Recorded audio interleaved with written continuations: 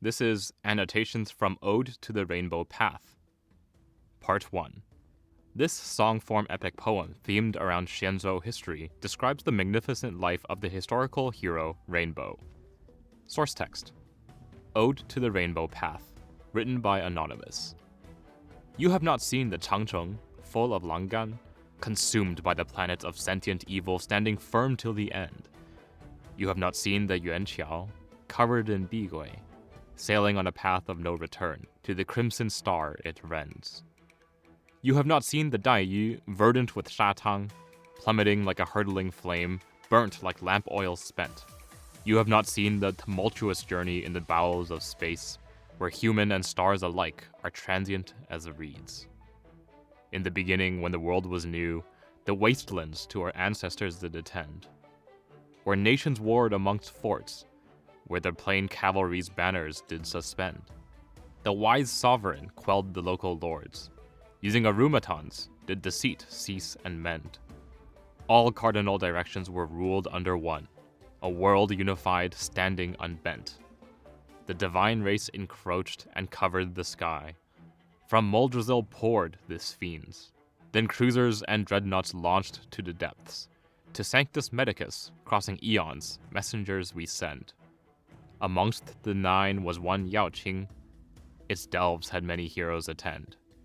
The greatest among them was the rainbow. With their bow even stars may rend.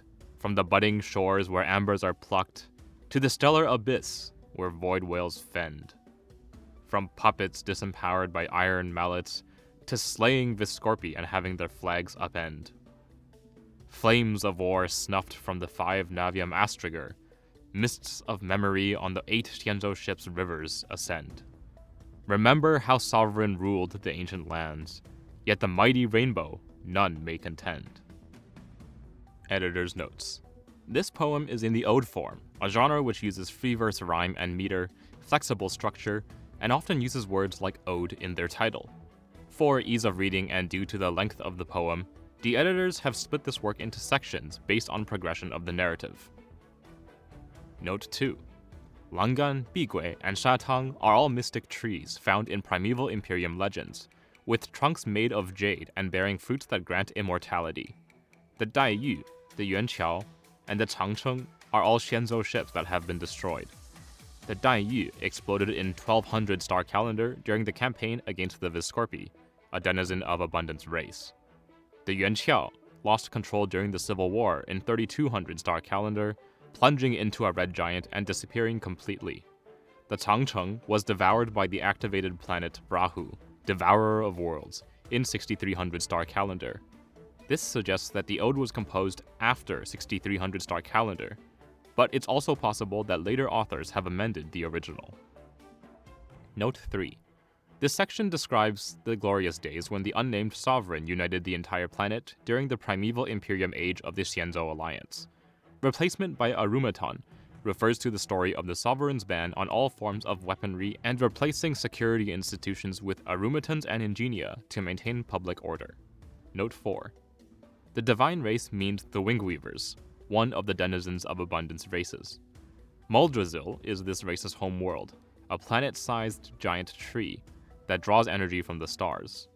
Here, we can see that the denizens of Abundance had made contact with various Xianzhou clans as early as the primeval Imperium age. Note 5. Sanctus Medicus is the plague's author, one who presides over the path of abundance. Today, this title is mainly reserved for the henchmen of the disciples of Sanctus Medicus. From the budding shores where ambers are plucked refers to when Xianzhou observed the celestial comet wall being built by the Aeon Klipoth. Where void whales fend refers to the Xianzhou Alliance coming into contact with the void song whales around 500 star calendar. This event should have happened before ambers are plucked, but the poet inverted their order for linguistic flow. Also, based on historical records, the Rainbow Arbiter was born in approximately 1700 star calendar, and could not possibly have participated in the aforementioned events. This is evidently a misappropriation. This occurs repeatedly in the text from here on, and individual instances will not be noted further. Note 7. Puppets disempowered by iron mallets refers to the Xianzhou people wresting control of the ships from the arumatons, starting around 1400 star calendar and finishing with the Heliobi Wars. Slaying Viscorpi recounts the Xianzhou's battle against the Viscorpi around 1200 star calendar. Note 8. The 5 Navium Astriger and the 8 Xianzhou ships are figurative, used to represent the entire flotilla of the Xianzhou Alliance. This is not an actual count. Ode to the Rainbow Path, Part 2. Source text. In multitude, the Xianzhou piloted the gloomy hare. In solitude, the Xianzhou drove the golden crow. In destiny, they met the homeless floating flames, not knowing that the Heliobi was a poisonous woe. They can trick without words on paper. They can please without poetry or song. Know that illusions are but dreams, and careful to feed demons your joys or tears. The rainbow perceived like a piercing light, their bow arm bent, ready to deal a warring blow. The flaming demons did a red star make, deployed as bait their fears grew. 2,000 volunteers laid aside their lives. Their bones shall remain on the Navis Astriger, such was the vow. Disassembling a center guard engine to recast as a drill, with human flesh as its handle, forward they flew. Diving deep into the innards of the Flint Emperor, a thundering explosion the heavenly pavilions did feel. Instantly did the light fade and the star's essence die, the dimming red with its residual lifespan swallowed. Pushing forward to capture the Fey fire, we the demons sealed. Forced to nurture the Xianzhou, onward it rode. Editor's notes. Note 1. In the legends of the primeval Imperium, the moon was a gloomy hare while the sun was a golden crow. This refers to the rainbow, the Xianzhou fleet, sailing across the cosmos. Note 2. Historical records describe Heliobi as a species of formless energy creatures that can absorb human emotion and influence behaviors. Note 3. Red star here refers to the red microstar formed by the Heliobi to capture the Xianzhou fleet. Note 4. The primeval Imperium's literature had stated, the front line is called the vanguard, and behind them stands the center guard. Center guard, in this case, refers to the auxiliary engines of the Xianzhou Yaoqing. This line refers to how the Suicide Squad, led by the Rainbow, disassembled and weaponized the ship's auxiliary engines to fight the Heliobi. Note 5. Heavenly Pavilions refers to the Skyward Pavilions neighborhood, residential area aboard the Xianzhou Luofu. Another possible interpretation is the Divination Commission's Cloud Pavilion. It indicates how widespread the shockwave was felt. Note 6. Historical records show that the Xianzhou Suicide Squad sent the weaponized auxiliary engine straight into the red star formed by the Heliobi, causing it to undergo early decay and implode into a black hole. This line is the first in the history of Xianzhou literature to describe this process. Note 7. Based on records, the Xianzhou residents locked up the defeated Heliobi leader, the Flint Emperor, sentencing them to serve as the power source for the Xianzhou Zhuming for the rest of their eternal life. Part 3. Source text. In thriving, the Xianzhou piloted the Ice Toad. In meticulous care, the Xianzhou drove the 6 dragons. The vast fleet sailed through time and space, and the title of Heaven's Mast a ship had humbly taken. Many miracles the divine blessing conducted, blurring reality with myth. True liberation. Elevated, the wild horses in eloquence spoke, and Xianzhou's fog and clouds to words hearken. The jade abacus carefully was wrought, calculating all mysteries, the world reduced to a deliberation. The rainbow merged with the jade, seeking epiphany, and the wisdom walker in dreams showed premonition. Yet everlasting prosperity and wisdom Rainbow did not see. There would be fields of corpses, blood-soaken. Crippled, defiled, unending agony, maddened, mutated, total forgetfulness, never to waken. The rainbow bounded with futile warnings, but was thought mad against diviners, mocked in derision. Then the poor and nobles joined forces against the rainbow, in scorn, ridicule, pity, or lamentation. Rainbow in a rage scolded the nobles, calling greed for immortality as foolish as the ancient sovereign's obsession. The arbor branches were mere axles to the war chariot, and the rainbow's fleeting arrow found the divine plantation. Turning, the rainbow released their flashing arrow to the tree, and fear and horror in human hearts stricken. Yet, exiled to cold coffins for long watchful sleep, this warrior of yesteryear all forgotten. Editor's notes. Note 1. The people of the primeval Imperium once believed that the moon was an ice toad while the sun was 6 dragons. This refers to Rainbow and the Xianzhou sailing across the cosmos. A ship refers to the Xianzhou Luofu, indicating that it was the highest ranked ship in the Alliance. Heaven's Mast refers to the Ambrosial Arbor. This is describing how the seeds of the Ambrosial Arbor took root aboard the Xianzhou Luofu. However, the Xianzhou Luofu only became the flagship of the Alliance after receiving the Ambrosial Arbor. Here, the sequence is reverted, probably out of artistic license. Note 3. The people of the primeval Imperium used wild horses, fog, and clouds to refer generally to clouds, air, and dust. The structure of this sentence is inverted, with the gist being even clouds and dust grew eloquent through the Ambrosial Arbor's elevation. According to historical records, the Xianzhou experimented with the arbor's fruit, elevating animals to the point of mimicking human sentience and speech. The lion is probably referring to this event. Note 4. The motif of merged with the jade originated when the sage Xuan Yao embedded the jade abacus directly into the human skull to peer into the future. This is evidently a misappropriation. The Wisdom Walker is the one who presides over the path of erudition. Note 5. Crippled, defiled, maddened, mutated, and forgetfulness are the 5 symptoms of being Mara-struck. Crippled means that after suffering grave injuries from external violence, the body must utilize its self-healing capacities to undergo long and painful periods of repair. Defiled means that due to the immortality of the flesh for the Xianzhou people, the body may be forced to eternally coexist with incurable alien viruses or bacteria. Maddened means the person starts to feel anger and violent desires, and starts to have extreme mood swings. Mutated means the flesh is starting to produce mutated organs and can no longer maintain a stable humanoid form.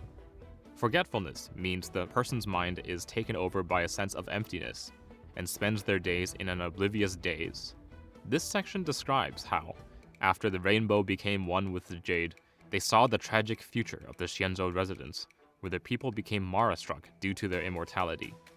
Note 6. Mad Against Diviners originates from a Xianzhou folk legend about a person who believed the Ambrosial Arbor to be an alien monstrosity.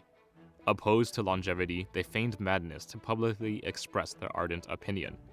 Here, diviners generally refers to the Xianzhou aristocrats, and can be extended to include the arbor's fruit, as the aristocrats were the first Xianzhou residents to receive the sacred fruit.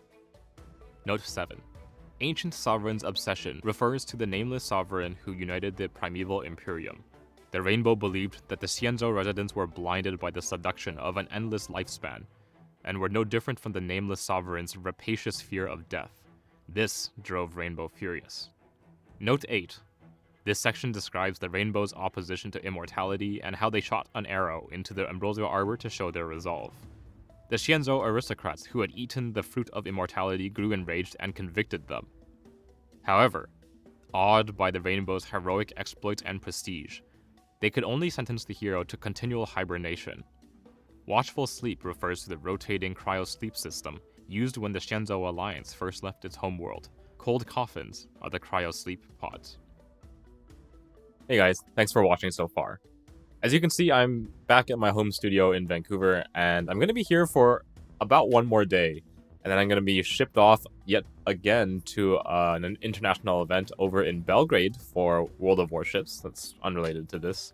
I'm going to be hosting a tournament for them there, which means I'm going to be, unfortunately, away from my computer and most likely my microphones for at least another week and a half. So, I understand that Honkai Narrated has kind of veered off the schedule that I've set for myself about 2 weeks ago, uploading every Saturday and Sunday. But I assure you, there's lots of content still in the works. This episode is a little bit of a background on the Aeon of the Hunt LAN, and also the early beginnings of the Xianzhou Alliance. And for our episode on Honkai Impact 3rd for this well, whenever the next episode happens to be, we are going to be starting on Kevin's deliverance vessels from the Elysian realm. So, lots of interesting lore there, lots of good content to come, and yeah, just had to let you know that unfortunately, we will be going on a bit of a hiatus while I'm on this trip. But please do get subscribed if you haven't already, because that will get you a notification for the next episode. And yeah, enjoy the rest of this episode, parts 4 and 5 of Ode to the Rainbow Path. Part 4, Source Text. The years came and went as the fleet floated in uncertainty. Muldrasil the gigantic we first beheld as it sucked the star's energies till all were empty. Monstrous flesh thronged about thick as fog. The divine race flattered their wings like clouds of plenty. All foresaw the coming catastrophe, but naught could repulse such an almighty. Invading branches cut to deter the tree from the ships, starskiffs surrounded by arms clashing in activity. Brilliant stratagem needed for dire plight, the rainbow rouse out of necessity. Tell not the glorious to rest with their wine, but praise for the Heliobus to encase their entity. Tell not the warrior to rest in slumber, but with the Flint Emperor to assault our nemesis without charity. Human lives are but a transient lightning. The fate of heroes never lies in their own hands, never with certainty. All the people rose to follow the rainbow's example, daring to guard the sky and protect home and company.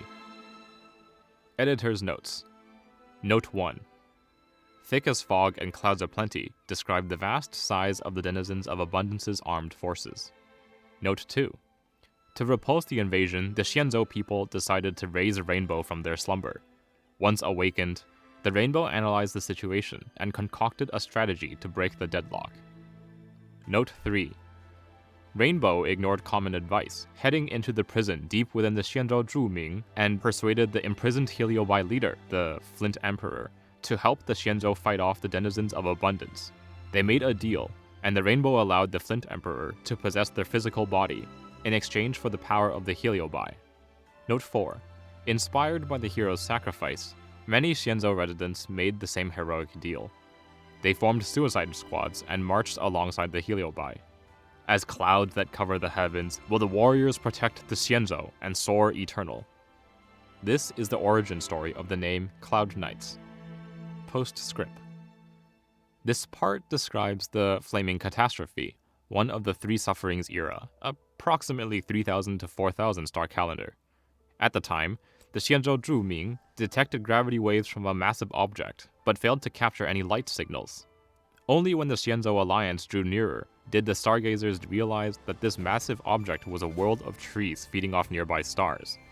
It was also the mortal enemy of the primeval Imperium, Muldrasil, homeland of the Wingweavers. What petrified the Xianzhou even more was that the ship behemoths of the Viscorpi also appeared. The Viscorpi were directed by the Wingweavers, and the two races were living in a symbiotic relationship. As if attracted by the power of the ambrosial arbor, Muldrasil slowly began approaching the Luofu, and the most epic battle in the history of the Xianzhou soon broke out. Fatigued from the civil war, the living catastrophe of the Three Sufferings, the Arumatan Rebellion, and their emigration plan, the Xianzhou residents were powerless to counter such a crisis. They released all the prisoners in cryo-hibernation, including the hero of this epic ode, the Rainbow. Part 5, Source Text.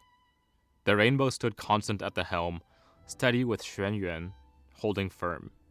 Forget life, and be convinced in your resolve for death. Now, in swift battle, we shall rebuke the swarm.